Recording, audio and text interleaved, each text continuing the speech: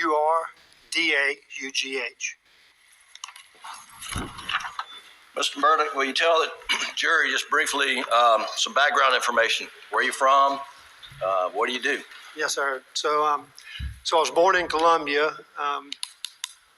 grew up in Hampton, attended public schools from first grade through high school, graduated Wade Hampton, went to the University of South Carolina, got a degree in criminal justice, and I'm now self-employed. I've opened some companies in the heavy equipment business.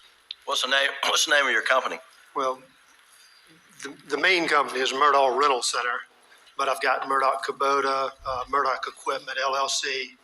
So generally speaking, I'm in the construction equipment, agricultural tractors and implements. I'm in the equipment business. And do you have offices? Locations, multiple locations? I have two, one in Hampton and one in Okeechobee, Bluffton area. Are you related to the defendant, Richard Alexander Murdaugh? I am. I'm his brother. Do you have any other brothers? I do. Randy Murdaugh is my brother. And do you have a sister? I do. Lynn. All right. Both are here. And your parents are whom? Randolph and Libby Murdaugh. Are you the only son of the three that didn't go to law school? I am, and I'm quite proud of it. Tell the jury generally about the Murdaugh family, your family in this area. Well, obviously we're probably like most families or a lot of families, we're very close. The siblings, we stay in touch. We do holidays together. You try to interact and keep your family core together. We're just, a normal family doing normal family things. Right.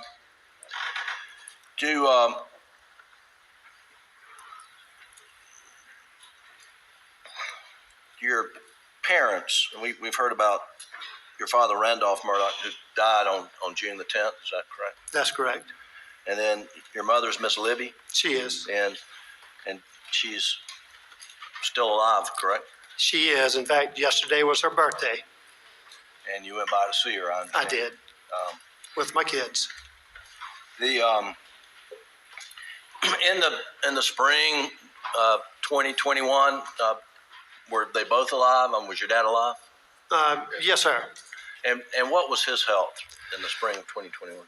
Well, he had been battling cancer, and not just cancer. I'll use that term loosely. He had multiple forms of cancer, but he had been battling cancer, had health issues. He had been through heart surgeries.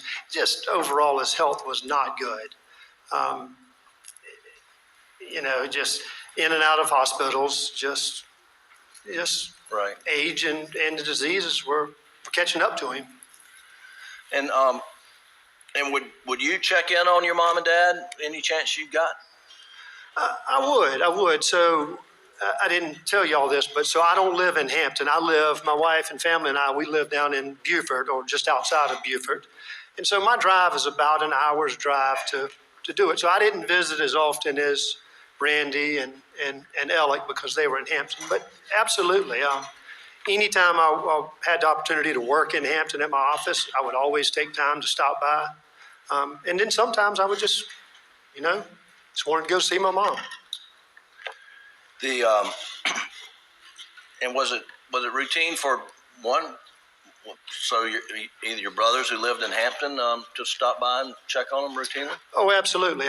In fact, I don't know every time they went because I wasn't there, but I feel confident that they visited more just because of the proximity. It's just an easier visit. So let's talk about proximity. Your brother Randy, where does he live? He lives in Hampton, in town.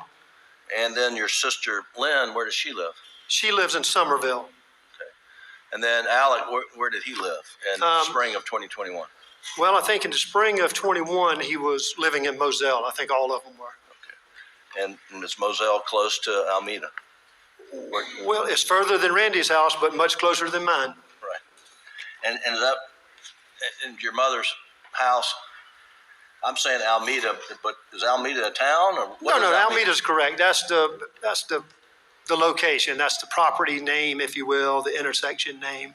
I think that's a general. And just tell Jerry where that's located. It would be just east of Varnville, maybe 2 or 3 miles outside of the town limits.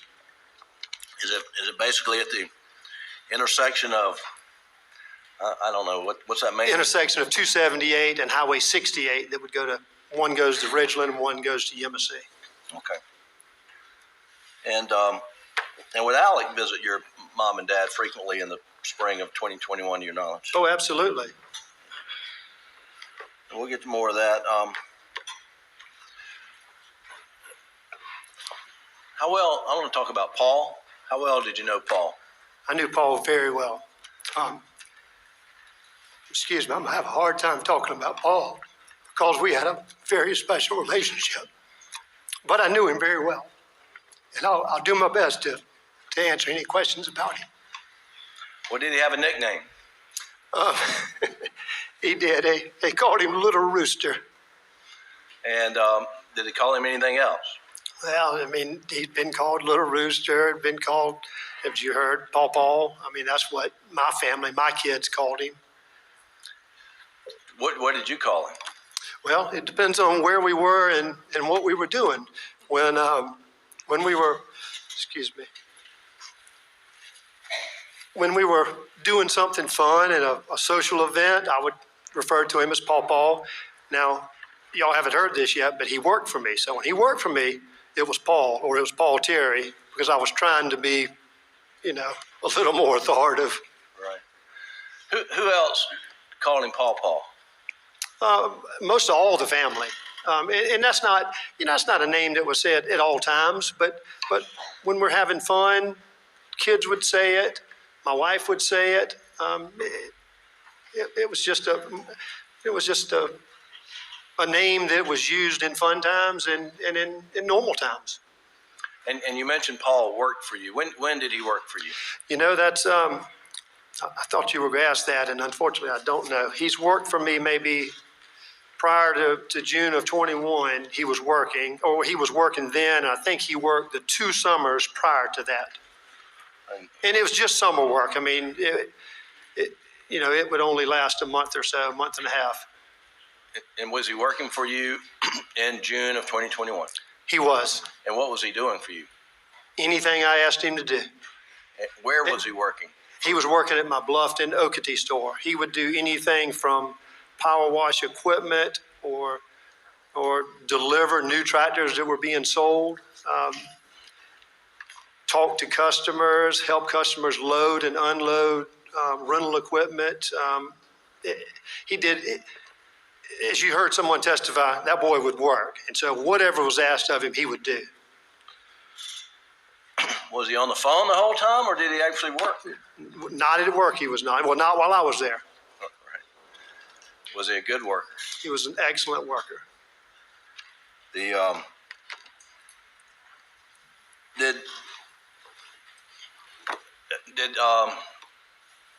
you spend time with Paul? Let me back up. Do you have a place where you hunt? You have a property? I do. Do you have a name for that property? We call it Greenfield. And would Paul and Buster come out to Greenfield to hunt? They would. Absolutely. Let me just back up. What was the relationship between Alec, Paul, and Buster? Oh, it was a great relationship. Anything that the boys were doing, Alec wanted to do, and the boys always came first to him. And some of y'all may have been on dove hunts before, but I have a very small field, and I've got 10 stands in the field, and before the hunt I have it organized where I know who's sitting where. Well, I have Alec. He says, well, can the boys come? Well, of course they can come. So now I've got to rearrange for that. Or if they said they were coming and the boys backed out, Alec always backed out. I was thinking about this. To this day, I don't believe he has ever come hunting with me since his boys have been old enough to hunt without his boys. It's always with the boys. did he do other things with them? Yeah, did sporting events, football games, baseball games. Was he close with his sons? Very close. Right. And how about Maggie? What did you observe of his relationship with Maggie? It was a great relationship. I mean, all marriages, I'm sure, have hiccups here and there, but I'm telling you, it was a good marriage. In coming here, I was trying to think of ways to describe it. My wife and I and Alec and Maggie, we went to a concert together. It was the Darius Rucker concert. And of course, we're sitting in there. Alec and Maggie are sitting just below us. And I had just gone, and I hope I can say this in court, I had just gone and bought one of those $15 beers. And I was back in my seat, and songs playing, and my wife taps me, and Alec and Maggie are holding hands and swaying together, and she's like, "Why aren't you holding my hand?" And so my $15 beer got put down. They had a great relationship. I mean, that's just one of many. At football games, they would put out a tailgate spread. They would welcome the kids, family, friends. It was just a wonderful. And did they do a lot of family things together with Paul and Buster and Paul and Buster's friends? Yes, they did. I knew of trips that they would take, family trips, vacations. They had a house at Edisto that y'all have heard about, and they would have, they would always have friends come over, particularly the boys' friends. There's been some discussion during this trial about Paul leaving guns and stuff around. Did you ever experience that?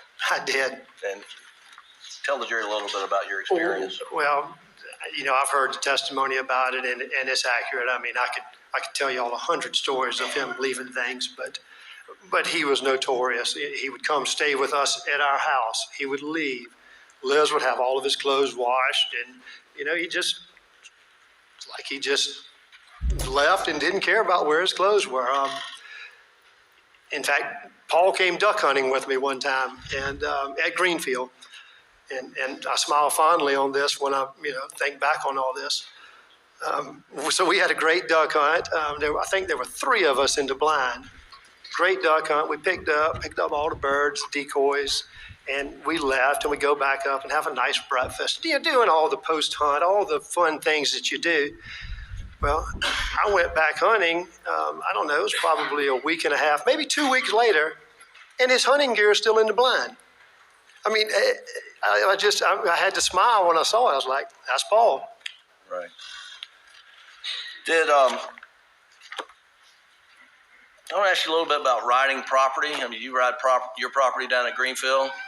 I do. And if you riding in what? Like checking on the property? Do you?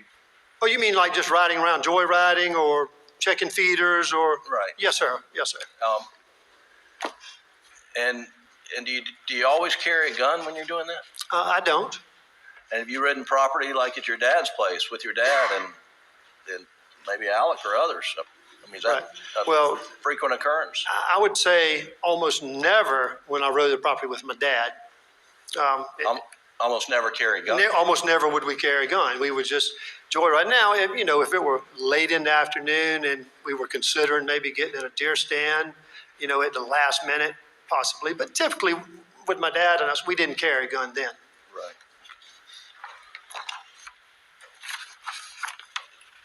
Speaking of your dad, what was you recall what was going on with his health the weekend, the Saturday, Sunday before June the 7th? So I guess would start Friday would be the 4th, Saturday would be the 5th, Sunday would be the 6th. Right. So he was actually in the hospital, I believe, in Columbia that weekend. And I think he got out of the hospital on Sunday. Okay, and did you pick him up? Your brother picked him up? You know who picked him up? I did not. I didn't. I may have been out of town. I can't recall. I've heard the testimony about it. I did not pick him up. Did you end up taking your father to the doctor on that Monday, June the 7th? I did. And where did you take him? I took him to Savannah, And to his, what I would call his normal doctor. Okay. I think Columbia was maybe he had to go up there for some different things or another. I'm not sure. and was he having some breathing issues on He was that having Monday? major breathing issues. And when you went to the doctor on Monday, June the 7th, was there a decision made to admit him to the hospital? It was. So when I took him, we were only going to a doctor's appointment. We were not going to the hospital. It was just me taking him to a doctor's appointment to try to find out what the breathing issues were, maybe, some type of a treatment or medication or something to help him. While we were there, not as soon as the doctor saw him, but when the doctor saw him and went through some things, he immediately told both of us that he had to be in the hospital, that he was not getting the oxygen that he needed. And when was he admitted on that Monday? He was. And what was, as you understood it, the prognosis when he was put back in the hospital on Monday the 7th? On Monday the 7th, yes. So my understanding was the doctor that we were seeing, or that he was seeing, had some really strong beliefs that the cancer that he had was not causing the breathing obstructions, that it very likely could be pneumonia. And he told us, he said, if it's the cancer, that's the worst. But if it's pneumonia, like I think it is, I think we've got some treatment options. So what was there hope on June the 7th? Absolutely. When he told me that, first of all, when he said he had to go in the hospital, it scared me. Obviously it scares you when a doctor tells you immediately have to check in. But yes, him explaining that he was optimistic that it was going to be pneumonia and that there would be a breathing treatment to help it. I felt pretty good. Now, in evidence, and I'm not going to read it again, but did you and your brother send out text messages to family members giving them an update? We did. And that was on the 7th? That was on the 7th. And in the update, did you explain the doctor believed it was pneumonia? Yes, I gave a basic summary of what I was told by the doctor, what I believed it to be. I think Randy and I had a few minutes to talk, and he typed up another email just to make sure that everybody was in the loop. Okay. And I'm sorry, not an email, a text message. Text message. Sorry. And did the diagnosis and the prognosis subsequently change on your dad? It did. It did. When was that? Well, so on Tuesday afternoon, we're back out at we're back at Moselle, and we still hadn't heard much. All this other stuff going on. It just, as you can imagine, it's so much going on. Randy called me and told me they had done everything that they could do, and that he would be coming home in an ambulance under hospice care.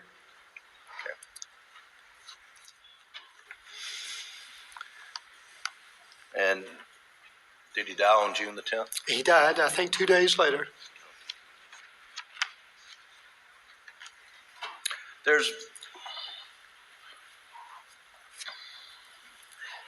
Take your time. That's all right. That's all right.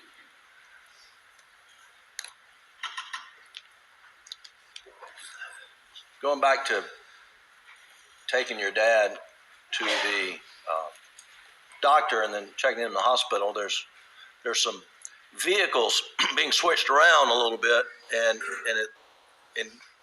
we'll get to that. But can you explain to the jury how all that transportation went to get to your dad to the hospital? What doctor? You're talking about on that Monday for me to get him? On June the 7th. It's a little bit complicated, but I'll do my best to explain it. So Randy, on Monday morning, Dad had been in the hospital Sunday, got out Sunday, knew that he needed to be seen by his regular doctor, but did not have an appointment. And so Randy was doing everything he could to get him in as early as he could on that Monday, and just asked me, he says, if I get the appointment, can you take him? And I said, absolutely, I'd be delighted to. A little while later, an hour or two, I don't know, it was still that morning, Randy calls me and says, okay, they have an opening for him, but he has to get there right away. So Hampton is, an hour and a half from Savannah, I don't know, hour and a half. He said, you don't have time to drive to Hampton to get him. I will meet you in Ridgeland about halfway, which is not far from my house. And then you just take him and I'll go back. He had some time sensitive things to work on. So we met at Palmetto Co-op in Ridgeland. I got in my mom's car with my dad. Randy got in my truck and drove it back to Alameda where Randy had come to pick up my dad. So Randy's truck's back at mom and dad's house. So I drive dad to Savannah in my mom's car, go through what we just talked about, the doctor's appointment, getting checked in. And back then COVID was still going on and there were several restrictions. They wouldn't let me go back with my dad at that time. So I was going to be driving home and now I'm stuck in my mom's car. So I knew Paul was working and I guess it was around 5 or so and that's when we closed. I called Paul and said, Paul, listen, I need you to, if you would, drive my mom's car back to Alameda, pick up my truck and bring it to work the next morning. And then just leave he was driving like a farm truck that day. I said, leave it and I'll drive it and we'll just swap back the next morning. And so that's how our cars got swapped. All right, so when you got back on the evening of the 7th, did you see Paul? I did. And where did you see him? At my house. And he got into your mom's into my mom's car and drove to Alameda. And drove it to Alameda and then got in my truck and drove it to Moselle. Okay. And you said the farm truck was at your house. Do you remember where Paul's truck was? Paul's normal truck was in the shop being worked on. Was that Jimmy Butler's? It was a shop in Varnville, Jimmy Butler's, yes, okay. Sir. Now, when you last saw Paul, was he just as normal as you see him every day, or was? Oh, absolutely. He was playing with my kids in the yard, waiting on me to get there. In fact, that particular day, he was pretty dirty. So whatever he had been doing back at work had him pretty dirty. But he was playing with the kids in the yard, being Paul. Is that the last time you saw him? That is the last time I saw him. When did you learn that, and how did you learn that Maggie and Paul were murdered on the night of June the 7th? Well, Alec called me, and Liz and I, we have 3 younger kids. I mean, our youngest is 8 now, so it would have been 6 at the time, and so we don't have a lot of free time to ourselves. But that night we were watching television, Well, let me back up. Had Alec called you earlier in the night when he was on his way to? Oh, yes, sir. His mom? Yes, sir. And we got phone records of that. What do you recall of that conversation? He called, just checking on me. Just said, I saw the news about Dad. Things look good. It was a brief conversation, and I hate to say it, but I kind of said, listen, man, Liz and I finally have a few minutes. Can we talk tomorrow? We're watching a movie. And what was his demeanor when you spoke with him on the evening of the 7th? Same as always, just normal. And then later on that night, you got another phone call from him? And I got when you asked the question, how did I learn? Yes, Alec called me and just absolutely hysterical. As soon as I heard his voice, I knew something bad was going on. Didn't know what. I'm in my pajamas. He said, something bad is really happening. I don't know what his exact words, but I think he said, Maggie and Paul have been hurt really badly. Please get here as fast as you can. And, I drop what I'm doing and I go get dressed and I'm hurrying. Just so many things are going through your mind. You don't know what to do. So I get dressed and I run outside and realize I don't have a car.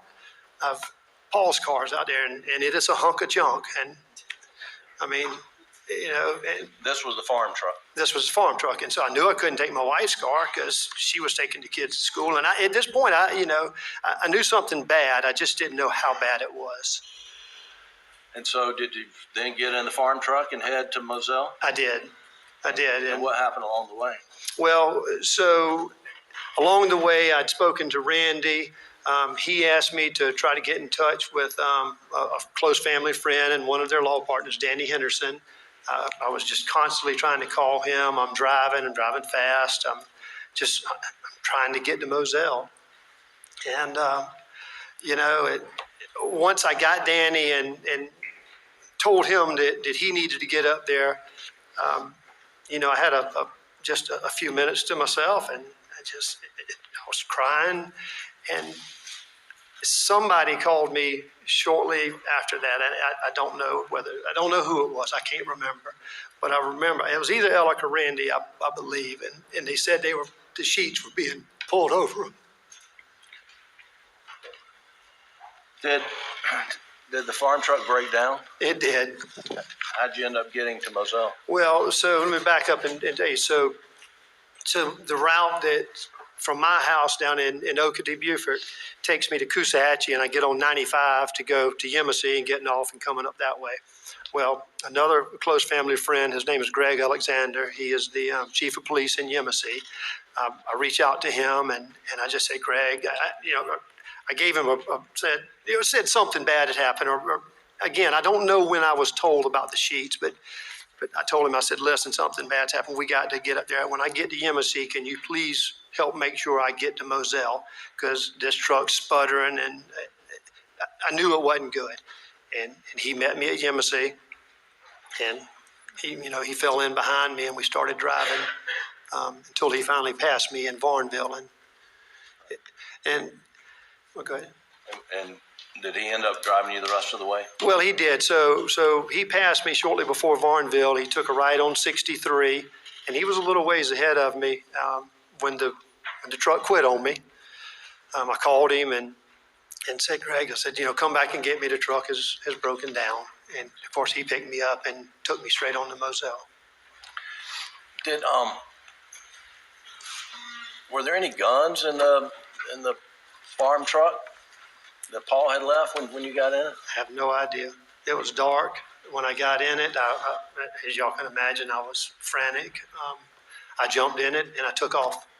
Did you ever see any guns in it?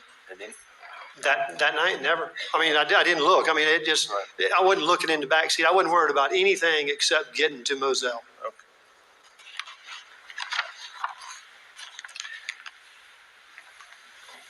Do you remember about the time you got to Moselle? What time was it, roughly? Or better yet, who was there when you got there? Well, there were. I mean, well before I got to Moselle, or we got to Moselle, you could see the lights flashing. It was just there were tons of people. Mostly, what I would describe is first responders of some sort. And when you pulled up, where did you go? So we came in the main gate and came around, and they had created a small crime scene. And when we pulled up, I saw Alec, and I think before Greg even stopped the car, I jumped out and ran to him. And what was his condition, Alex? Oh, he was just broken. I mean, distraught. I mean, everybody was. There were a few other people there, but he just, all we did is hugged and cried. I mean, we didn't, I don't even know that we talked. How long did you stay down adjacent to the crime scene? Do you recall? Quite some time. I have to assume that I probably was there at 11 o'clock-ish. I don't know what time I got there, but I don't think we went back up to the house, until well after midnight, maybe 2, 3. And when you went to the house, do you recall if any sled agents came up there? Well, I did not see any.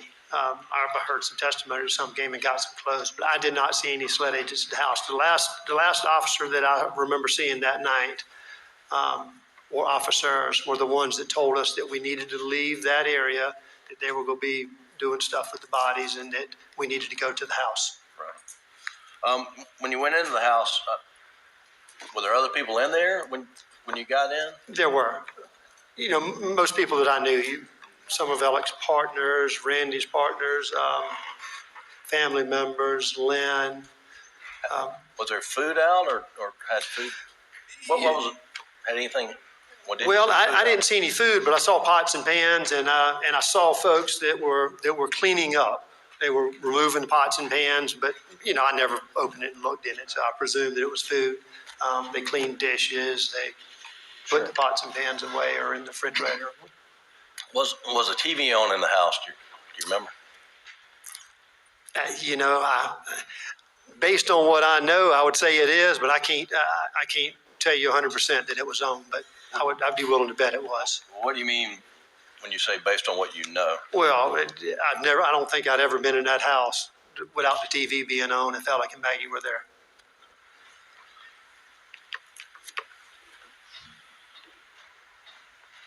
After well, did you ultimately go to Alameda that evening with Alec, Buster, and his girlfriend Brooklyn? We did. Do you remember what Alec was wearing when he went to Alameda? Not precise. I mean, I can't, he was wearing shorts and a T-shirt. I can't tell you details, but it was shorts and a T-shirt. Like relaxed shorts. Do you know whether he had a shower or not? It appeared he had.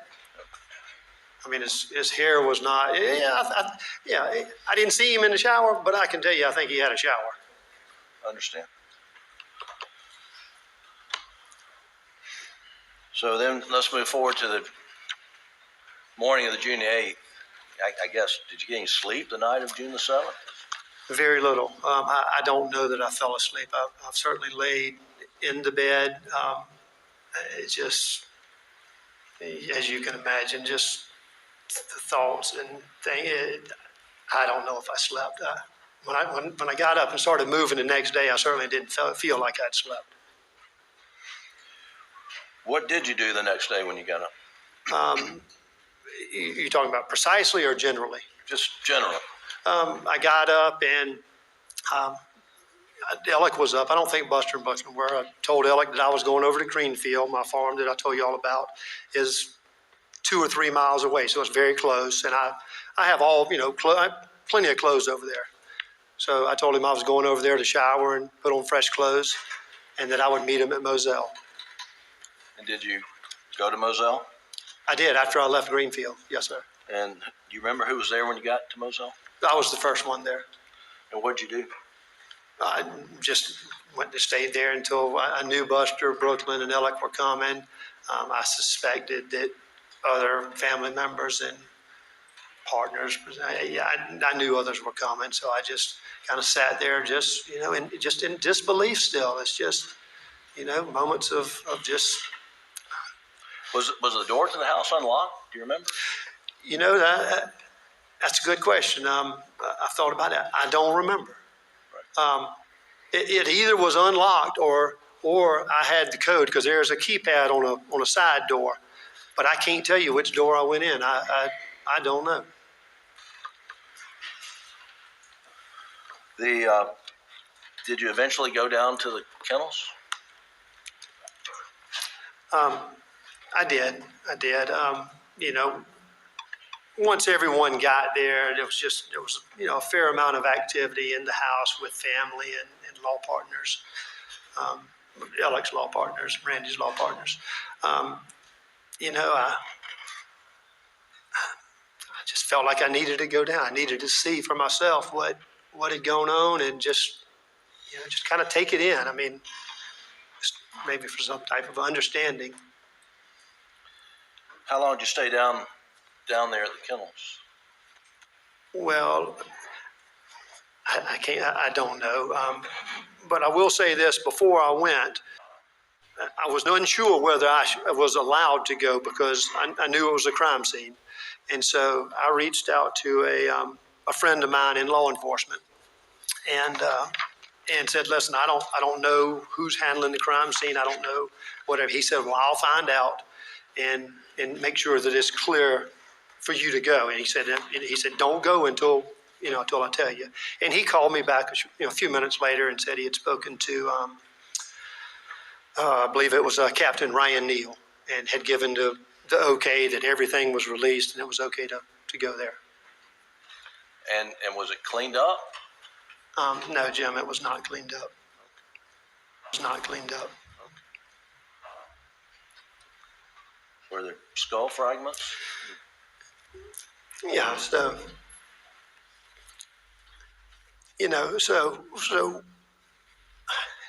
excuse me, this is going to be really difficult. So I could easily see where Maggie had been. I saw the night before where the sheets were, and somebody had told me that who was who, and so I could see where Maggie had been, and it was grass, and they had covered it up with dirt, so there really was nothing to see where Maggie was. I walked over to the feed room, and y'all have heard the descriptions. Y'all saw it. I've never seen pictures, and I've told them before coming to this court that I was not going to see pictures.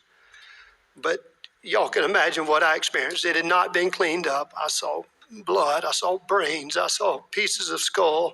And when I say brains, it could just be tissue. I don't know what I was seeing. It was terrible.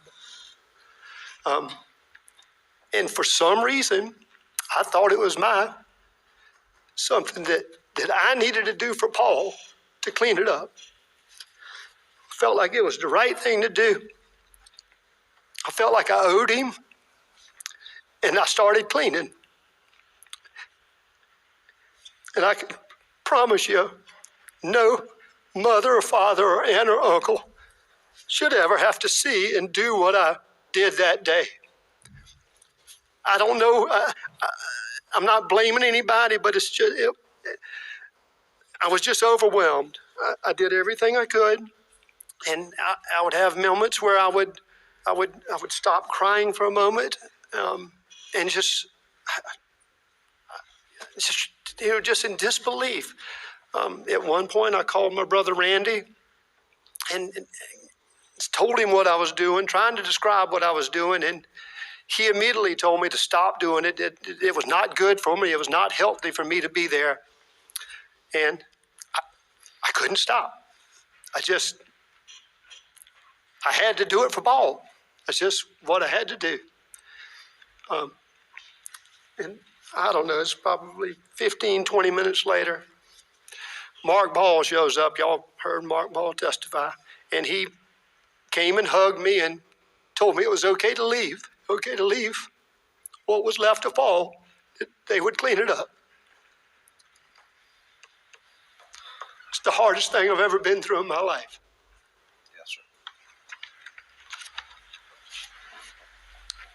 What'd you do next? Mark basically got me. I'm sure I was just a basket case, but he got me back to the house and, got me back around family and, just got back to, the support of others that were there. And there were a lot of people at the house at that point. Do you remember when you got back to the house, at some point in time, people raising questions or bringing up the fact that Maggie's phone had not been located? Yeah, so there were, particular the lawyers, they were all, being lawyers, they were, questioning things amongst themselves and, how could this happen, trying to figure things out.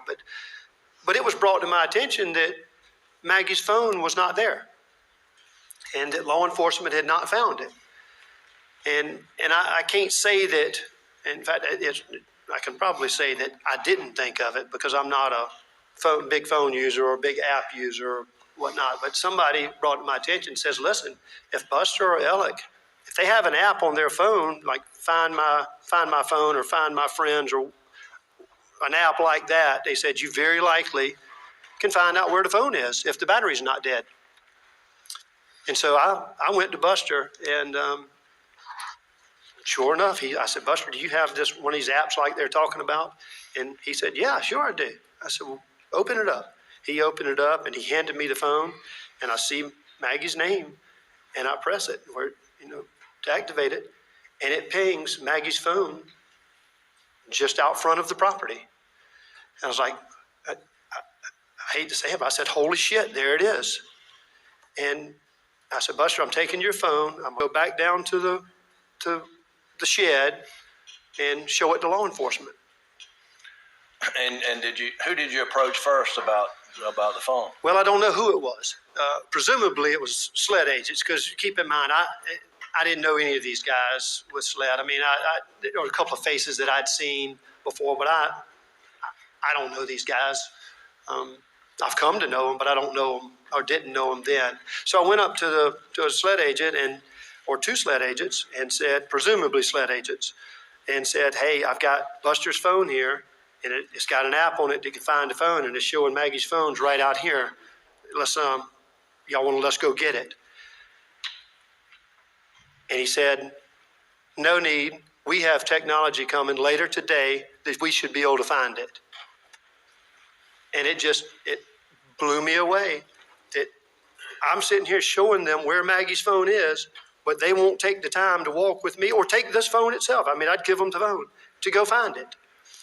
So I walk over. I knew Duffy Stone. He was the solicitor. I knew one of his investigators. I walked over to them, said the exact same thing, and they immediately said, absolutely, let's go find this thing before the battery goes dead. And what happened? That we did that. We started walking down the back entrance, or the kennel entrance, if you will. And as we were, and at that time, the agent was holding the phone. I'm looking at it with him. And when it pings, it creates a dot or a location. And that dot jumped from right at the end of that road down the road, I don't know, maybe a half a mile, 3/4 of a mile. And so we walked back, got into a car, and drove down to where it was showing the phone. And was the phone? And I rode with those agents, the solicitor's office agents. Was the phone ultimately located on the side of the road? Absolutely. We found it in a matter of minutes. Okay. Do you remember how it was collected? I mean, were you present when it was collected? I was. So I was on. There's a cow pasture on one side and it's wooded on the other side. And I was on the side, the cow pasture zone, if you will. And I heard him say, I got it. And so, of course, I walked back beside his car, and I'm good ways from it, but I see him over there. And I think he took either some ribbon or some flagging or flagging tape and marked the phone. And I don't think he touched it. I think he left it right where it was. Called SLED, and maybe at that time, maybe they had been communicating, but SLED had blocked off the road at this point, and one of the agents came up and picked the phone up. Okay. And I don't know which agent. Again, I didn't know them. Did any law enforcement officer ask you if you knew the password? Yes. So once they and I'll say this. So they did take pictures of it while it was on the ground before they touched it. They picked it up. I think they had gloves on. They picked it up, brought it back to the trunk of the car, and opened it up in power zone. And they then asked, what's the password? Of course, I didn't know it. Did you find out the password? I did. I called Alec, and he gave me the password. I repeated it to the agent. They put the password in and said, "It's open." So Alec provided you the password that you passed to the agents, and it opened the phone? Is that yes, correct? Sir. That's correct.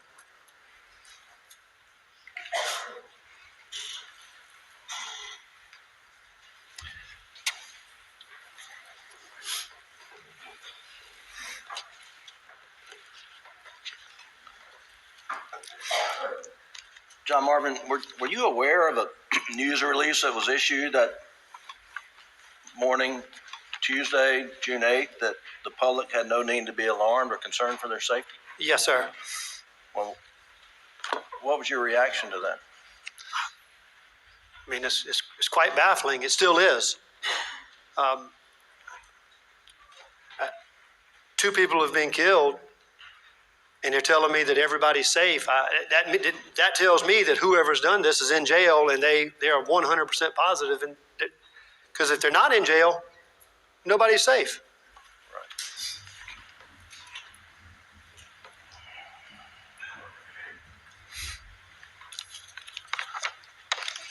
Did you go back to the residence at Moselle after finding the phone? Did you go back up to the house?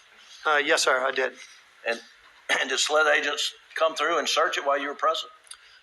They did. I don't know how long I'd been back up there, but they came and we kind of talked in the playroom, or I think some have described it as the gun room.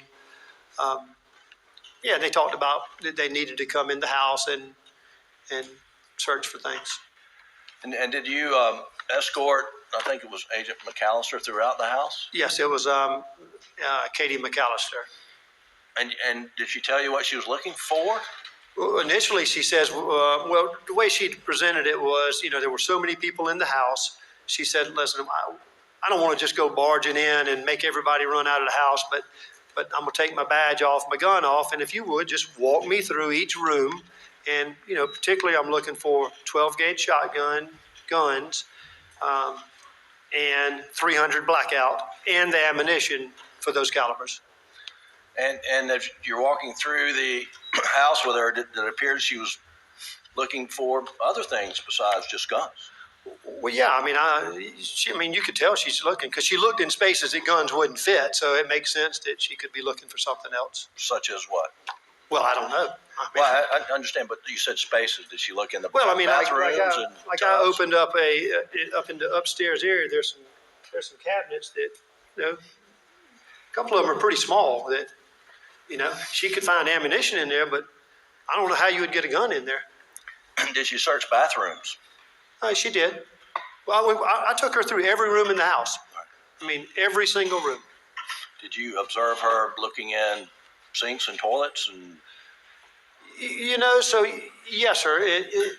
What I observed is like the shower, for example, is it's a door. It's not an open shower. She opened the door and she looked around and she was looking at it. She easily would have known there was no gun in it when she opened it, but it was obvious that she was looking a little deeper. Right. What kind of guns were there at Moselle? Well, it sounds like the guns of all kinds, rifles, shotguns. I've seen bow and arrows. I've seen crossbows, most anything that you would hunt with. Right. And were guns mostly in the gun room, to your knowledge, when you were over there? Well, when I went through the house, we identified, I remember one gun in particular that was in the bedroom, a shotgun. I picked it up and said, you need to take this one. And we looked at it and it was a 20 gauge. She said, no, put that one back. So I put it back. So predominantly all the guns were in the gun room or playroom. Right. I'm sort of an aside briefly. Do you hunt with Alec over the years? I have. And did he have a go-to gun, to your knowledge, that he would use? Not to my knowledge. When's the last time you ever seen him hunt with a 12 gauge? I'd say that when he bird hunt, he's either shooting a 20 gauge or a 28. There was a time, and please don't ask me when, but I would say it was a few years prior to this that we were turkey hunting on another piece of property down on the Savannah River, and I know he was hunting with a 12 gauge then, but I don't know whether it was his gun or somebody else's. Did that gun have a sticker on it? Do you remember? It did. And do you remember what the sticker said? No, I don't remember what the sticker said, but I do remember teasing Alec that when you're turkey hunting, you don't want to be seen, and big sticker on the side of your barrel is kind of like waving a white flag to a turkey.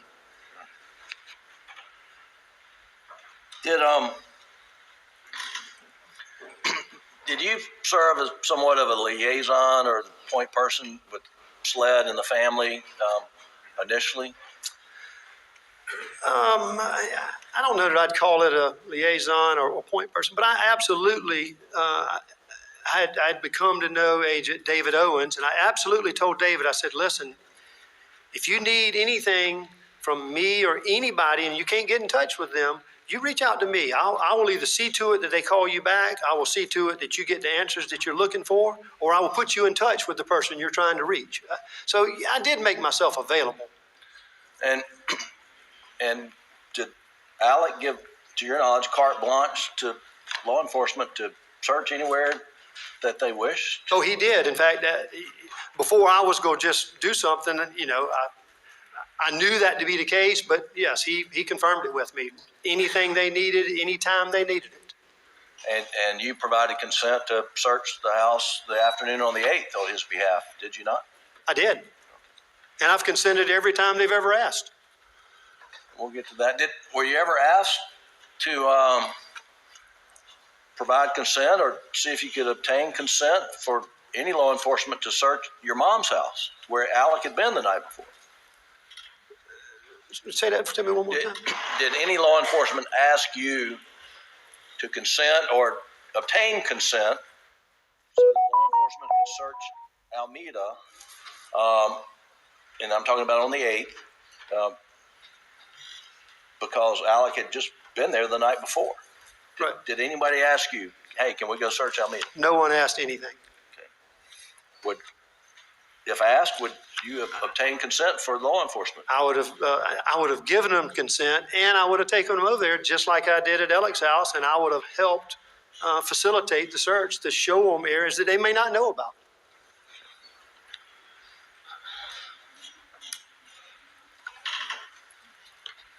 Did you remember law enforcement SLED agents coming to your Greenfield property on June the 10th? Yes, sir, I do. And what was that about?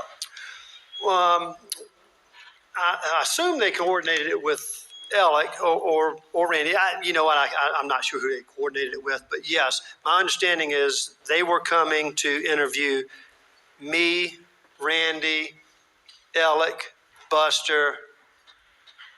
I think that's it. But they wanted to do interviews with all of us. And did everyone congregate there at Greenfield? Yes, sir. We were at Greenfield. Of course, that's where we're staying there because of all this, and so it keeps me close to Hampton. So, but yes, we all congregated there. And when the agents arrived, did they come inside and sit down and talk with each other of you, or how did that work? No, sir. I offered them to come inside. It was, as you can imagine, it was hot. I said, come in and, offered them a drink of water, whatever, just being polite.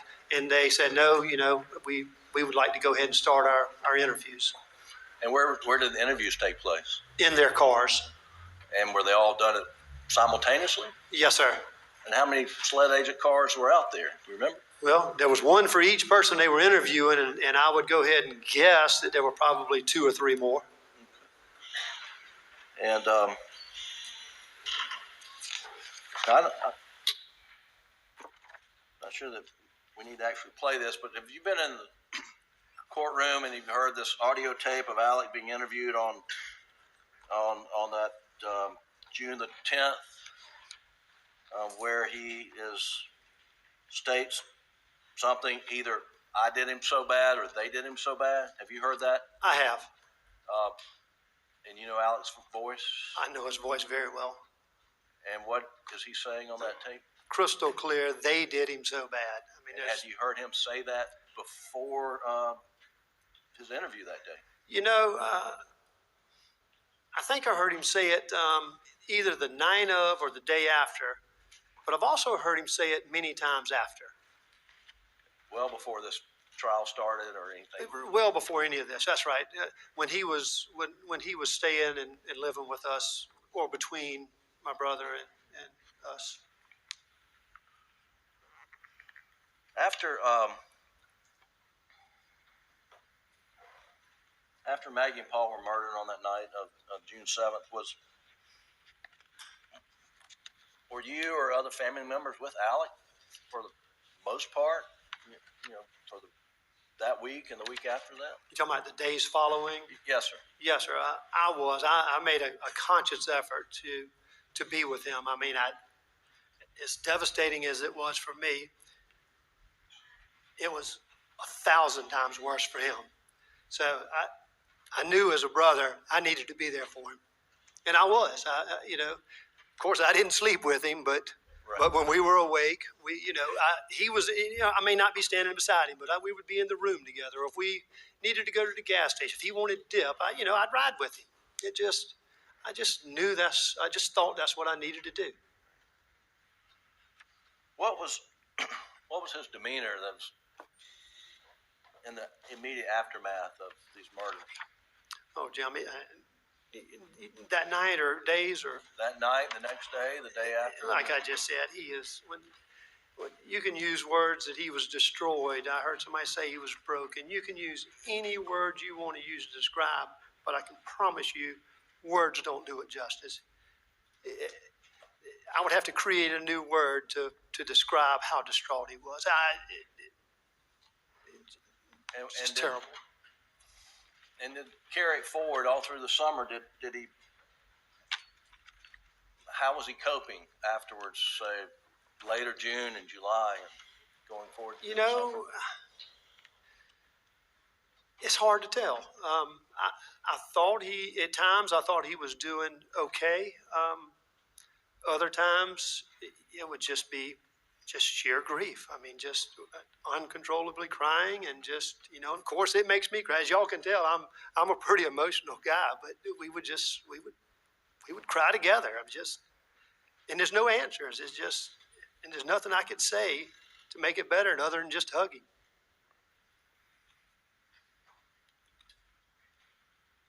Did he start losing weight? Oh, yes, sir. Absolutely. Was he eating? Well, sleeping? He was pretty heavy going into this. Right. And he lost a good bit of weight. I don't know how many pounds, but it became very obvious in a fairly short period of time he lost weight. Right.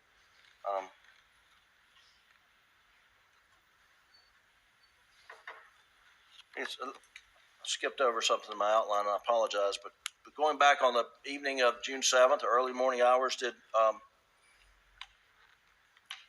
folks who were there at Alameda raise questions about perhaps the murder? Maggie and Paul were somehow associated with the You boating? mean in Moselle? Yeah, the Moselle. Going back to on the evening of June 7th and June 8th, did folks at Moselle raise issues or associate the potential motive for the murder to be related to the boating accident in some form? Well, I heard it numerous times that night. I heard it at Moselle, and I actually heard it by, Chief Alexander mentioned it. Once I got over the chaotic part of describing what we were doing, why I needed to get to Moselle, he asked me he's driving in front of me, and he asked me, do you think it's related to the boat accident? Of course, Greg, I don't know. I don't know anything about what's happened. Were you were aware of the boating accident and Paul's charges? Yes, sir. Weren't you aware? And was there a backlash in the community over that? Well, it was a lot of backlash. I would not say quite as much in the community, but as on social media and media inflamed rumors is the way I would describe it. Right. That it was just totally blown out of proportion, and I don't want to downplay the accident, but what they were saying about the stuff about Paul and Alec, it was just totally inflamed.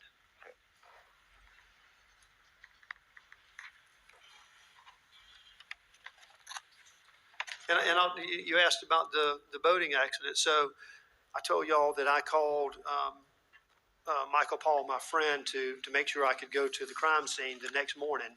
Well, Michael Paul is one of my best friends, if not my best friend. I called him that night while we were still down at the crime scene, not because he's in law enforcement, not because of anything, because he's my friend. And I actually told him on the phone, I said, MP is what I said, MP, I don't even know why I called you. I just needed to talk to somebody. And we talked and, cried a little bit after I described. He didn't know what had happened, so I told him, and, I cried, and you could tell he was upset. But in that conversation, he asked me also, do you think it could be related to the boating accident? Um,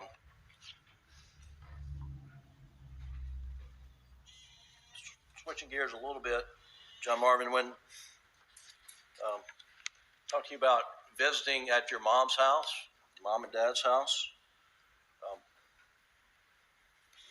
there's let's talk. Where do you routinely park, or where do you park sometimes when going over to your mom and dad's house? Me, you're asking where I park? You and others, in the family.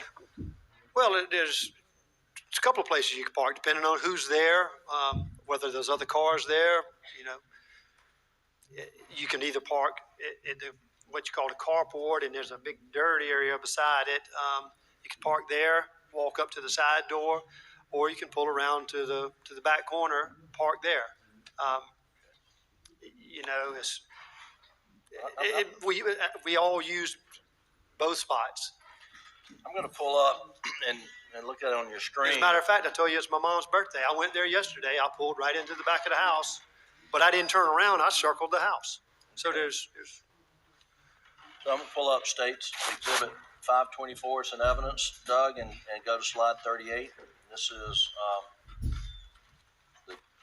the GPS OnStar data. And Doug, if you'll blow up around the house, please, sir.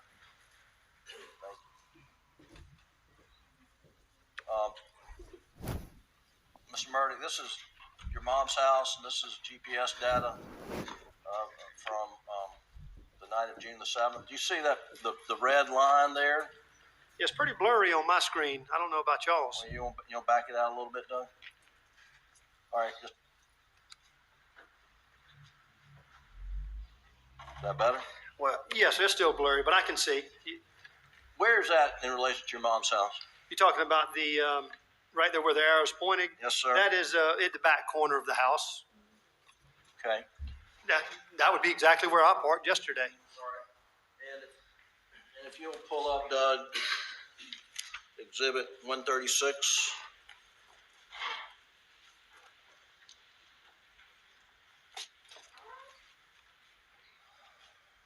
And this would be Defendant's Exhibit 136 in evidence. And tell me where that is. That's the same area. That's what I'm talking about. Is that the same area that we just saw on the last exhibit with the red dots? Yes, sir. Okay. Generally speaking, I mean, it's such a wide open area. So when you pull up, you're not like pulling into the exact same spot each time to where you're creating a road or whatnot. It's just a nice grassy area. You pull up, go up to the back door, and you're right there at the back of the house. And why do you go to the back of the house? That's when my dad was alive. There's a little breakfast room there with a recliner in it. He was either in that recliner, at the table eating, in the bed, or not at home. I mean, that literally was his. Right. So Doug, if you pull up Defendant's 135. So everything's at the back of the house. Right. I mean, it's just they don't use this. It's a large home, and they just don't. As old as they are, well, my mom can't get out of bed, but as old as they are, they don't go to the front. I'm sorry, just skip that. 131, Defendant's 131 in evidence, please.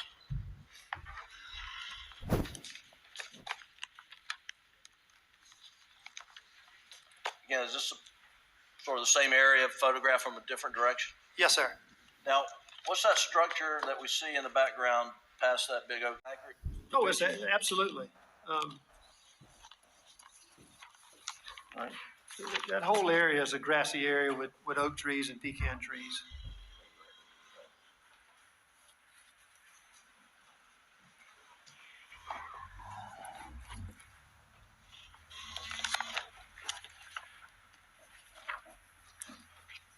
John Marvin, I want to go to Labor Day weekend of 2021. Where were you that weekend? Do you remember? Labor Day weekend 21. When Alec went to the hospital? Okay, yeah. Oh, yes. So I'd been out west fishing, and I came in on Saturday night. And Did you, prior to Labor Day weekend 2021, were you aware as to whether or not Alec had a opioid addiction? No, sir.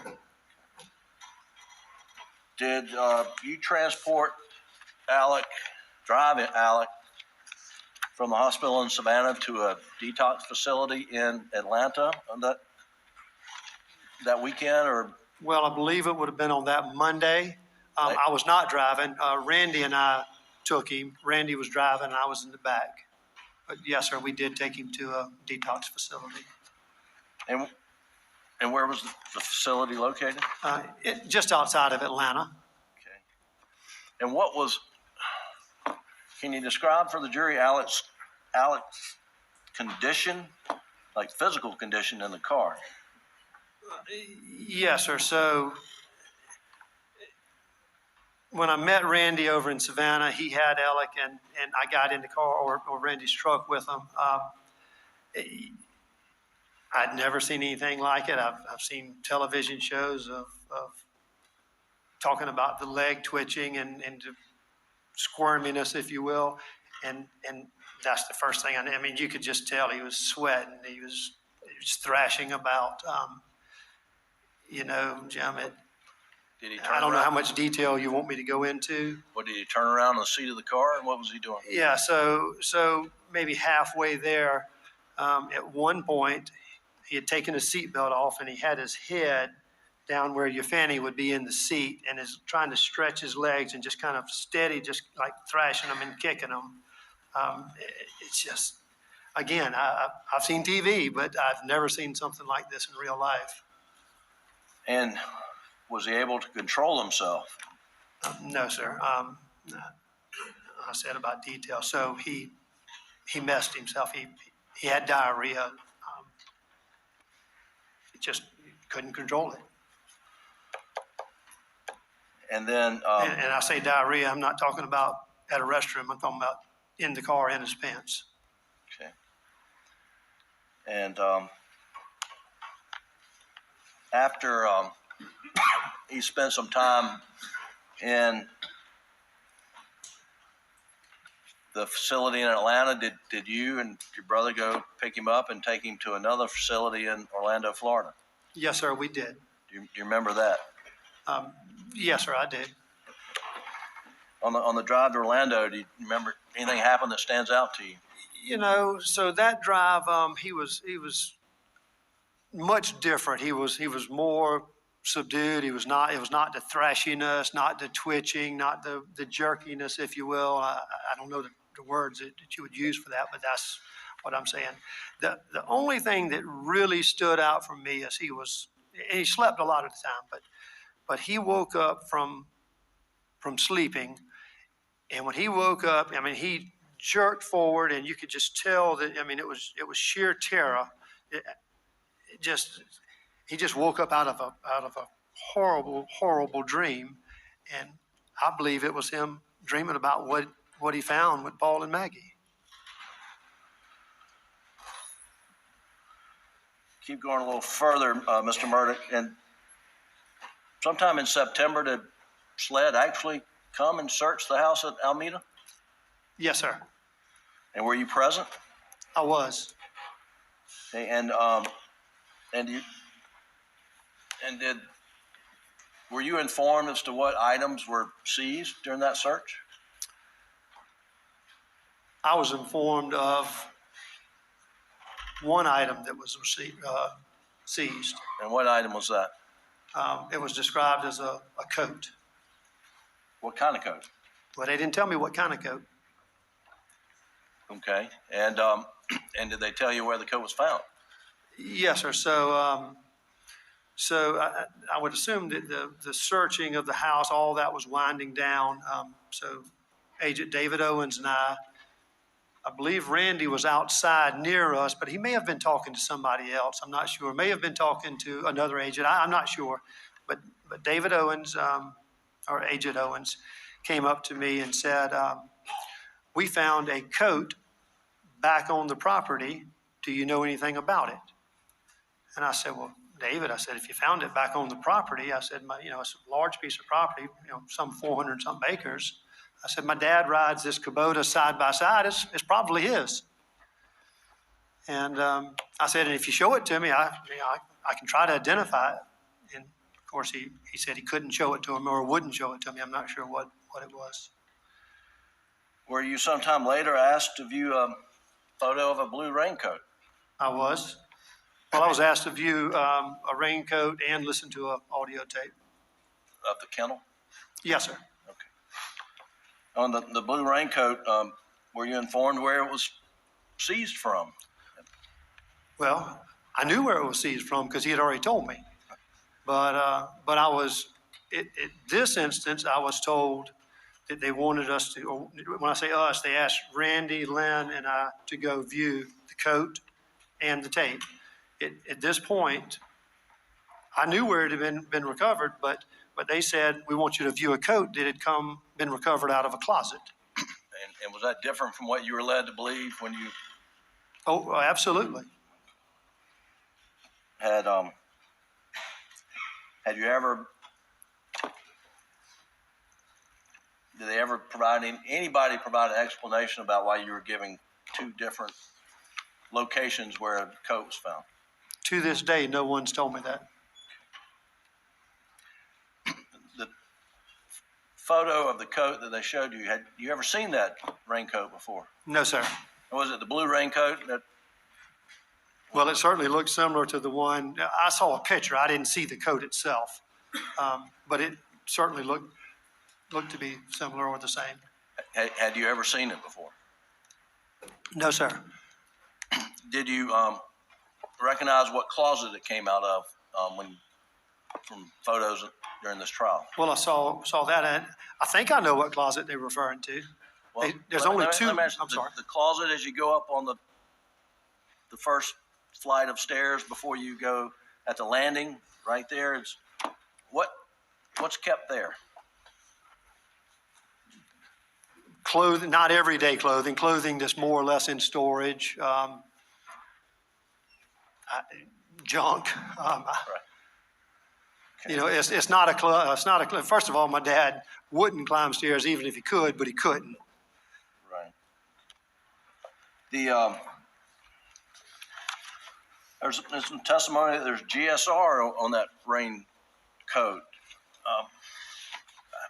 Got any idea how there could be GSR on clothing in your dad's closet at Alameda? Objection. Go ahead. Sustained. Did your dad carry guns around with him? No, not in the sense that you're saying. So he was not like Paul that always had guns with him. You know, he would keep a gun if he went dove hunting, for example, and he went on one dove hunt. That gun may ride with him for 2 months. He just would stay. He just would. Same with golf clubs. If he went back when he would play golf, he just During a bunch of junk in his truck. During hunting season, was there normally a gun in the back seat? During hunting season, I would say that there usually would be. And did he In have? fact, during hunting season, because he always hunted. He always loved to go on a bird hunt. And did he have a specific gun that he used frequently? Oh, he had one gun. And did that gun have a name? It did. It was called Bo Whoop. And did he clean it often? I've never seen him clean it. He got that gun in 1957 for his high school graduation, and he used it for every game that he chased. But I'm sure it got cleaned somewhere along the way, but I'd never seen him clean it, and I still haven't seen him clean it. Got it. I don't know how the thing still works.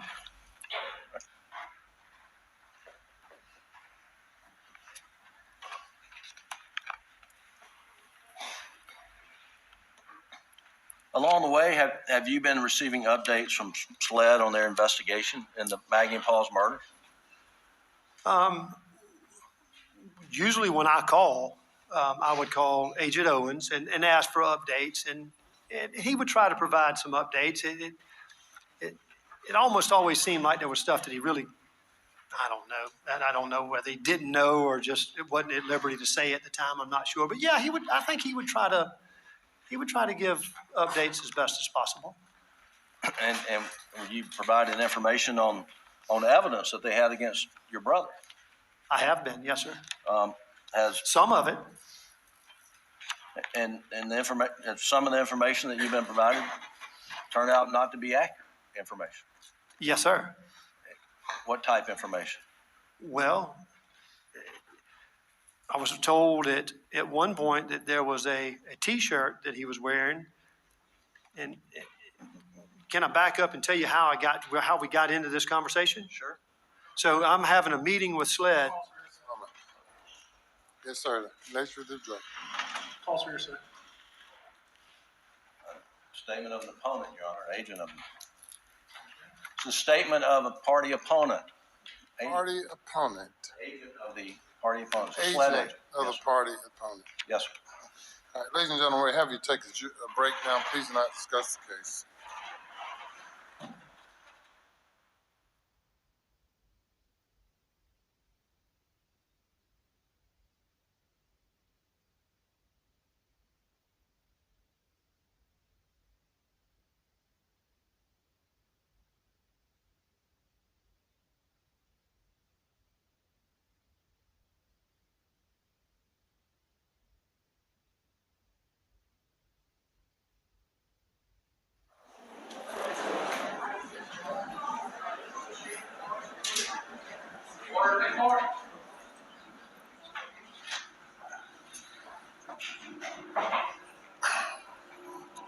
All right, everybody be seated.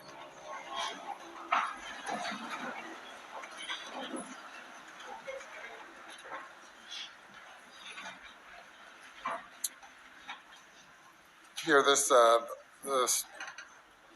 objection again. Stays objecting, calls for hearsay. All right. And your response to the Mr. Yes, Your Honor. Just a moment, sir. Oh, I'm sorry. Mr. Conrad's response to Mr. Griffin. Your Honor, I think his argument was it's an admission by a party opponent. And I don't think we're talking about. Party opponent. Right, and the subsection 801D2, I think is what we're referencing. And it talks about admission by a party opponent. It doesn't necessarily talk about the statement.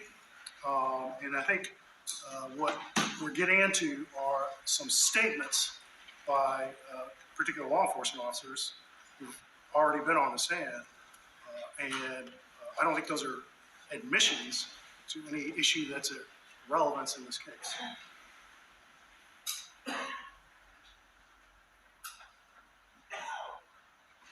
Mr. Griffin? Your Honor, they're directly relevant. The statements relate to evidence that they've told the family they have against Mr. Murdaugh. Directly relevant? Yes, sir. So the objection not based on relevance. Oh, I thought that's what. So a statement of a party opponent is non-hearsay under the definition of hearsay. Your Honor, I don't have the rule in front of me, but under the state of South Carolina is a party opponent in this case? and SLED is the investigative agency. Yes, sir. If otherwise, the rule would not apply in a criminal case. I mean, it has to be the investigative agency. I'm not asking for Collin County statements or it's the. No, you've gotten those in already. The newspaper statements, Collin County's call to the newspaper or whatever. Yes, sir. What else, Mr. Conrad?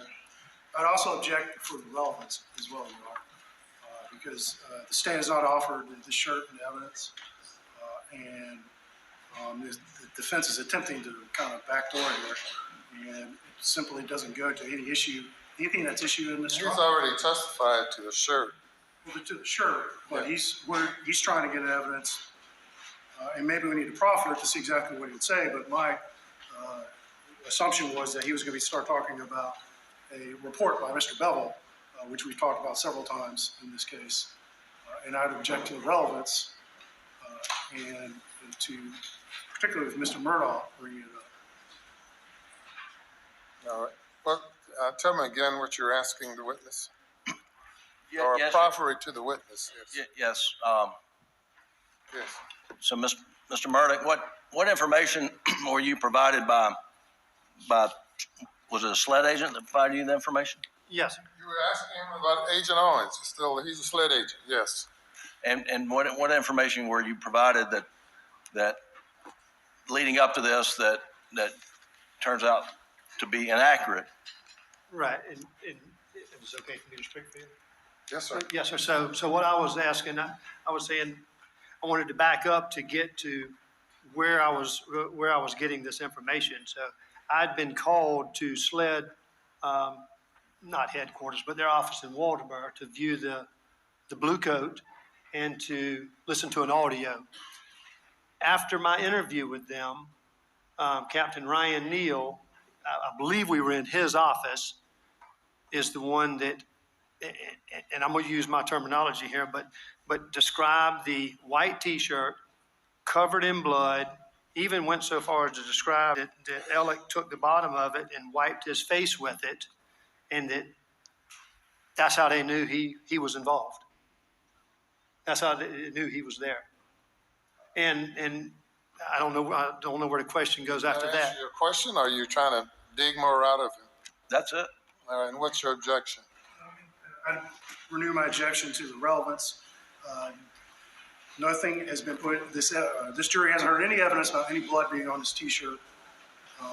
And the state has not offered any reports to suggest as such. The objection is overruled. It's going to take 10 minutes. Thank you. The objection is overruled.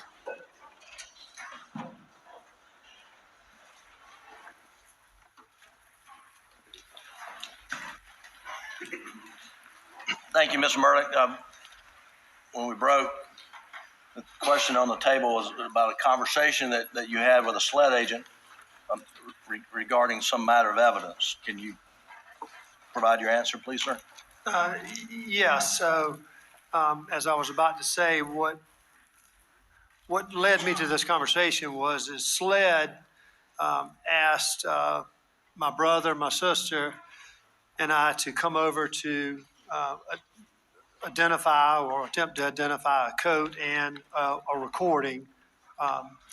And we did that. And so I did my interview with them. And then after the interview, we went into Captain Ryan Neal's, I think he's captain, but Agent Ryan Neal's office at the same SLED office. And in that office, or in his office, we were all in there. They made reference to the shirt that they said Alec was wearing. They told us that it was covered in blood. They went so far as to tell me on the police body cam that he takes his shirt and wipes his face, and that's how they knew that Alec was at the scene, that he was the one. John Marvin, just finishing up, what was Alec's relationship with Maggie and Paul's parents? Grandma and Papa T, as we've heard. Grandma and Papa T, that's great. They had a great relationship. Alec and Papa T played golf together regularly. I mean, it's just a really good father-in-law, son-in-law relationship, and mother-in-law. And have you? They would travel together, vacation together with different places. And have you stayed in contact with them as best you could? Yes, sir. Okay. Oh, we communicate. And just Now, briefly, Papa T has taken ill and is homebound now. I was going to ask you. He's had a stroke and is basically homebound. And Miss Kennedy stays at home and takes care of him. But they are wonderful people. Let me just go a little bit further. Wonderful people in and of themselves, but their relationship was absolutely great. Jamar, I want to go back to that morning of June the 8th when you were down at the kennel cleaning up.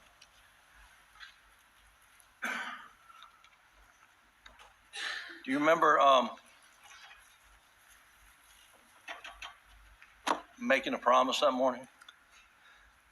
Well, Jim, as I've told y'all, that y'all know what I saw, y'all know what I was doing. It was difficult.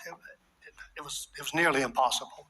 Um, I, in my mind and out loud, I told Paul I loved him. I told him, I don't know, I loved him, and I promised him that I'd find out who did this to him. You just don't know what to do, but it was tough. And you promised him you would find out who did this to him. Yes, sir, I did. Have you found out? I have not. All right. Thank you, Your Honor. That's all the questions I have. Good afternoon, Mr. Murdaugh. Good afternoon. I think you'd agree with me that no matter which way you cut it, your family suffered a great tragedy, hasn't it? Oh, absolutely. And Including the death of my dad and the sickness of my mom. I mean, it's tough. and I'm sorry you and your family's been through this. Well, thank you. All right. And I think you testified a little while ago about the cooperation you and particularly your brother provided SLED. Is that correct? Did I provide cooperation with SLED? Yes. Absolutely. And to your knowledge, I have and will continue to. and to your knowledge, your brother was providing cooperation to SLED as well, correct? I believe everyone in my family was. Yes, sir. Okay. All right. And would you consider that cooperation full cooperation? Not only for yourself, but your brother as well, from what you have observed? I mean, to me, full cooperation. Yeah. I mean, it's wide open. You tell us what you need from me, and I'll provide it. And I told him I would provide it. And from what you've observed, your brother was providing the same full cooperation as well, correct? Yeah. So I believe anytime that they asked to search something, anytime they asked to do something, they asked for information. It typically came to me, and yes, I would provide it. Okay, I'm asking about your brother right now. I understand you have. But to your knowledge, did your brother provide full cooperation? Or did he tell you he was providing full cooperation? Well, he didn't tell me, but Okay.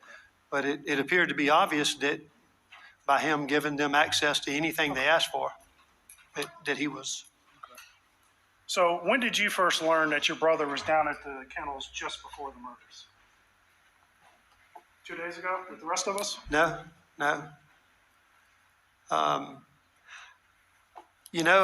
So obviously I went for an interview with SLED, the one I told you about, where we talked about the shirt, talked about the blood, all that. That was the reason for me being there, was to hear that audio. And I saw the kennel, and of course, at that point, I heard his voice, and I knew that was him. Okay. You knew that was him when you saw that video, correct? That's correct. Or listened to the video. When I listened to it. Right. And do you recall the date of that interview when you first listened to that video? I do not. All right. Would you disagree with me if I said it was August 12th of 2022? I have no way to agree or disagree. Or at least during the month of August of 2022? Again, I'm sure they have my interview recorded for that date, but All right. Before August of 2022, at that interview, when you heard your brother's voice at the kennels, had he ever told you that he was down there just prior to the murders? no, sir. Did he ever tell you that afterwards, after you listened to that video? No, sir. And I'm trying to think if we've been able to have an opportunity to even speak. Okay. All right. So you would agree that if he had not told SLED that was not full cooperation, correct? If he had not told SLED that he was at the kennels just before the murders, he had not actually been fully cooperative. What's your question? Would you agree that that is not full cooperation? By him not telling SLED that he was at the kennel, Correct. I would say that yes, he lied. Okay. All right. So I don't want to go through the whole kind of vehicle shell game that we talked about earlier. It's confusing, probably to me most of all. But let's just focus on. So what was Paul's normal daily driver? What vehicle did he drive on a daily basis? On a normal basis, he drove a white F-150 Platinum. Okay. And let me confuse you a little bit more, as Okay. I drive the identical truck. Okay. All right. So you testified that Paul's F-150 Platinum was at Jimmy Butler's over the weekend, correct? It was being worked on at Jimmy Butler's. That's correct. And then Monday, there's a series of car swaps. I don't want to go through them, but at the end of the day, you end up in the F-250 farm truck, correct? That's correct. And Paul ends up in your F-150 Platinum. Ultimately, he does. He drives a mom's car back to Alameda. Gets I know my there's truck. several swaps. Yes, sir. there. That's correct. I'm just kind of talking at the end of the day. And he drove your F-150 back to Moselle, that night, correct? To Moselle. Yes, sir. And you testified that you came over later that night after Alex had called you about the murders, correct? That's correct. Where was your truck parked when you first got there? And we'll talk about how you got there in a minute, but where was Paul's truck? Well, so first of all, that night. Your truck, I'm sorry. That's right. I know what you're saying. So when I got there, we didn't go anywhere near the house. I went straight to where everything was happening. Okay. As we went to the house later that night, I saw my truck. So it's probably 4 a.m, whatever time we were, 3 or 4 a.m. It was parked in front of the house, normally where you would park cars. Okay. So just kind of straight out the front door? That's correct. And the keys that Paul had been using, do you recall were they left in the truck or have any recollection of where those keys might have ended up? Well, they were sitting in the ignition, in the same place I always leave them, Okay. because I drove it to Alameda that night. All right. And meanwhile, you were in that F-250 farm truck, right? For a short period of time. And that, refresh my memory, is that white as well? Or is that a It's white as well, yes, sir. and it's broke down on you on the way to Moselle, correct? That is correct, on And you Highway left- 63. All right. You left it on the side of the road, correct? I did. And I think, did you call Chief Alexander at that point, or? Well, we were riding, we were driving separate cars, but together. Okay. And so at that point, he had gotten in front of me, and I had to call him to tell him to turn around. Okay. And he came back and picked you up. Came back, and I jumped in his car, You or left the truck, truck or there. whatever. It was Suburban. I'm sorry, I'm trying not to talk over you. My apologies. And you left the F-250 there on the side of the road. I did. All right. And rode with Chief Alexander to the property. That's correct. Were you aware that your brother Alex had loaned Chief Alexander money at several points over the past couple of years? I was not. All right. And you testified that you learned of your brother's opioid addiction the weekend of Labor Day of 2021. Is that correct? Well, that's when it started coming out, yes, sir. So did you have any idea that he had a opioid or drug problem prior to that? Prior to that, I did not. Okay. So from your observations of him on a daily basis, he seemed to be sober at most times or not under the influence of any? Did you ever observe him under the? Well, keep in mind now, so again, I'm not a lawyer in the firm. I live in Beaufort, so I don't see him daily. Okay. But our encounters usually would be during non-working hours. Mm-hmm. But even then, yes, I had no reason to think he was on pills. Okay. All right. He's able to function pretty normally on a daily basis to your observations? Yes, sir.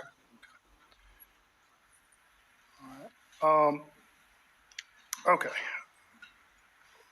So let's talk about the morning of June 8th. You said that you were the first person over to the house at Moselle that morning. Did I understand that That's correctly? correct. And you were the first person inside the house at that point? That's correct. And so do you recall when Blanca Simpson got there? I don't. What I can tell you is I was the last to leave the house and the first to come back in. So she would have gotten there some point after you? Yes, sir. That morning, And I've heard in testimony that instead of going to Moselle, she went to Alameda. But when she came to Moselle, it would have been after you, correct? I think the other folks were there as well. Yeah, but well after me. Well, okay. And you testified about being in that, I guess some folks call it the gun room, when Slade came in and started looking at some of those guns in the gun room, correct? That's correct. Well, I wasn't in the gun room. I was in the main part of the house. Okay. Did you ever go into the gun room while Slade was in I there? did. Okay. Because I think there's a video and evidence, and we're not going to go dig it up, but of Slade with body camera footage, and I think you do appear a bit. I think so. I think probably what best recollection I have is I was in the main part of the house with Alec and family, and someone came and told me they were there and that they wanted to look around. Okay. And of course, I went to make sure that they had full access. When you were in there, do you recall who was in there with you other than the SLED agents? Because there are several other people, correct? Well, I don't recall without seeing the video. I saw the video. I saw Mark Ball. I saw Lee Cope. I saw the Agent McAllister, but I don't think I would have remembered that. Okay, but there are several attorneys in there, though, at a minimum, correct? Friends and attorneys. Friends. Yeah, that's right. Okay. Was Chris Wilson in there at that time? You know, I don't remember. I don't have any recollection of him being there. Okay.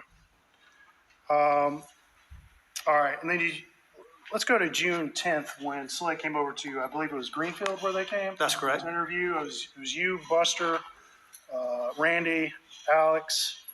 I guess that's 4, right? Is that all who were interviewed that day, to your recollection? Randy, me, Alec, and Buster. That's correct. Okay. I think you testified that they didn't want to come inside. Is that what you testified to? Well, I don't think they didn't not want to come inside because of any particular reason. I just think they wanted to get about their business. So you don't recall? I offered for them. I offered to come in, use the restroom, anything of that nature, drink water, anything like that. But they did not. You don't recall Lieutenant Gint coming in and introduce himself? Inside the lodge? I do not. Okay. All right. And you've either been interviewed or sat in several interviews by SLED over the last few years, correct? I've been in a few, yes, sir. Okay. And I'm going to direct your attention to October 12th of 2010. Let me make sure I have that date correct. Or excuse me, not 2010. That would have been 2021.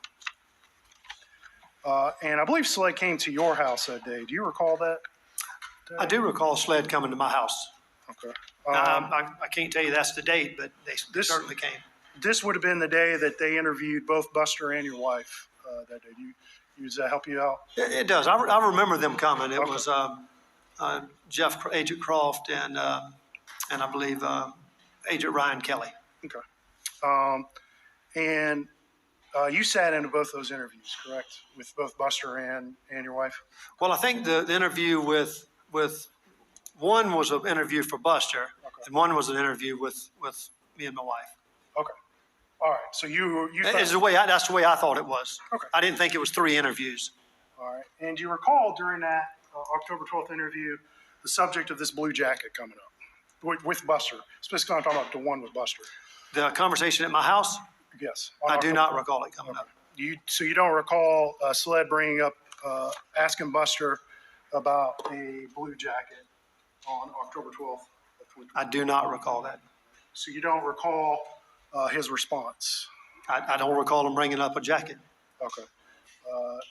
Do you recall Buster responding that he did not recognize the blue jacket that was presented to him? I don't recall a blue jacket being discussed. Okay. And I think you also looked at it, and you don't recall. They did not show me a blue jacket. There was no blue jacket discussion in that interview, to my knowledge. Okay. Beg court's again.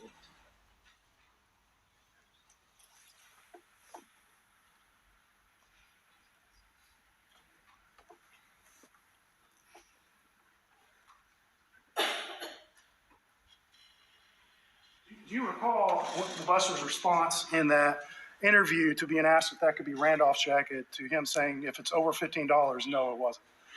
Objection, Your Honor. Hearsay what Buster said. He's asking to recall what Buster said. I sustain the objection.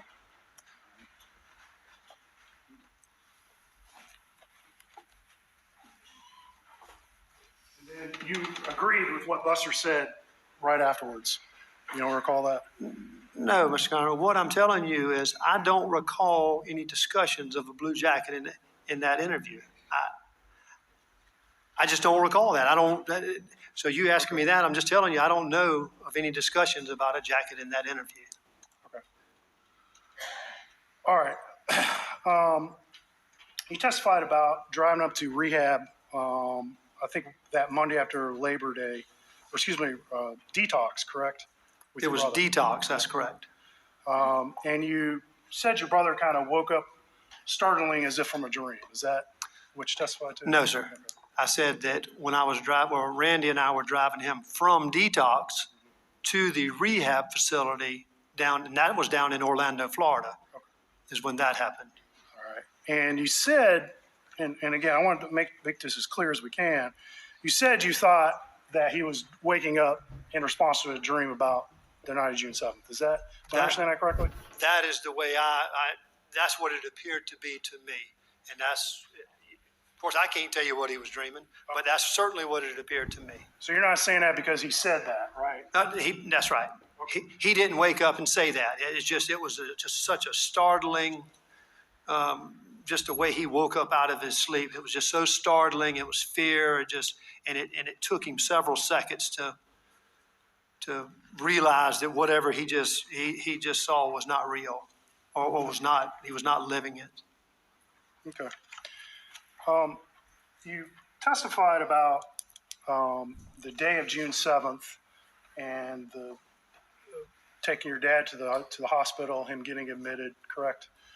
I did. And that you and your brother Andy were sending out multiple group texts about your dad's status. Is that correct? Well, I sent a text, and I believe Randy sent one as well. Okay.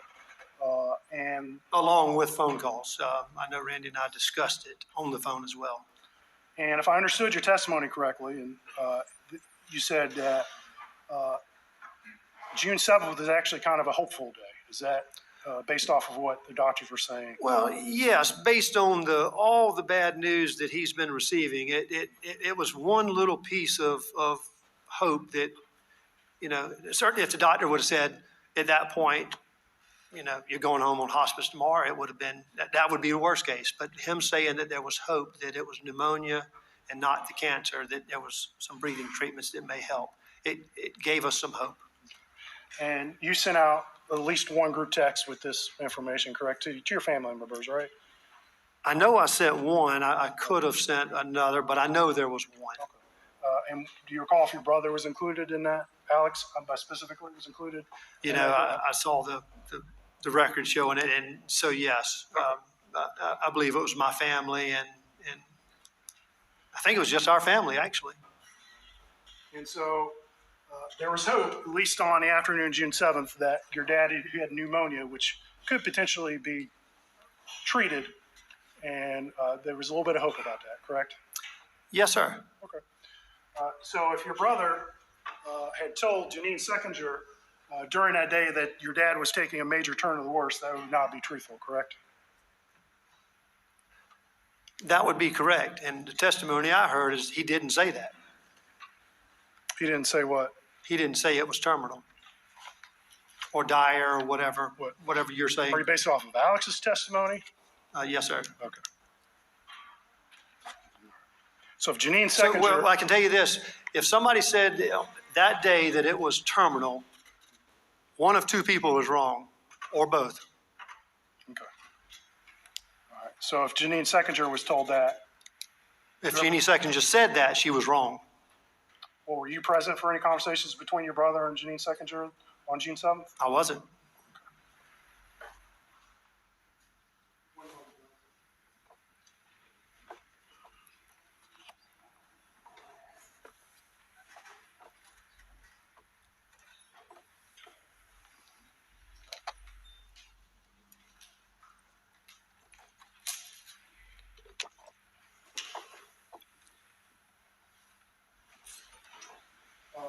One last thing, Mr. Murdaugh. Would you say that the Murdaugh name and legacy is something that's important to you and your brothers? Yes, I think any family's name and legacy is important to them. Do I think my family's name is more important than yours or any of y'all's? No, I don't. Okay. But it's important to your brother as well, correct? I think he would feel the exact same way as what I just said, that all families are important. Okay. No further. Any redirect? No, Your Honor. Thank you. You may step down. Thank you.